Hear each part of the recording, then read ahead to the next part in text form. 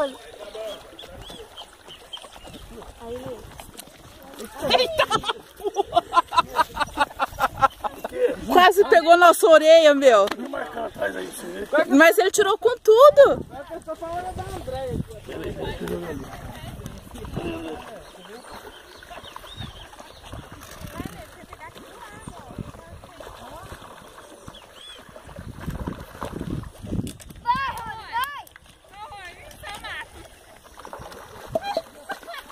Ah, arrebentou a linha. Arrebentou. Cadê a linha? Tá aqui, ó. Ah, não, a linha tá aqui. Escapou. Escapou nada, tá na linha. Uhul! Uhul! Vai, né? Tira foto. Que peixe que é esse? Sei lá. Sorte, Morde, a gente morde. Não. E a linha arrebentou. Segura assim, ó. Você quebrou a linha, Filma, André, filma aí, André. Tô filmando. É onde? Hã? Você ainda consegue? Ele não foi embora, quebrou a linha e ficou ali parado. Aí, ó. Como é que tira ele? Ergue ele pra tirar foto. Tirou. Olha pra foto lá. Tira Tá a foto. filmando, tio. Ah, filma. Aí, É. Aí, ó. Agora, Lê. Olha lá, o Leandro, vai lá, André.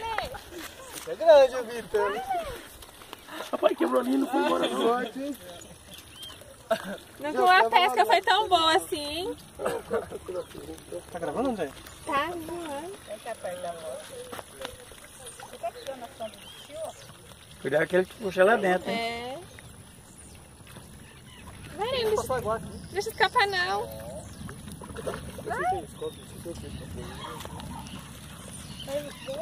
Pega esse aqui pra pegar aí. Nossa, isso é grande, hein? Vai, Leandro. Puxa logo pra não escapar. Nossa. André. Vem aqui, tirar uma foto no meu. Pera aí que ele tá filmando aqui. Vai, Lê. Nossa. Aí sim. André. Olha.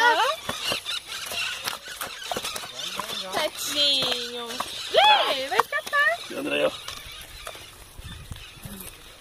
Tira a foto dos pescadores. Olha ali, mãe. Que lindo. O pessoal não pesca no rio assim, solta, viu? Põe a cuba no ar, só, pô. Quer tomar a narração?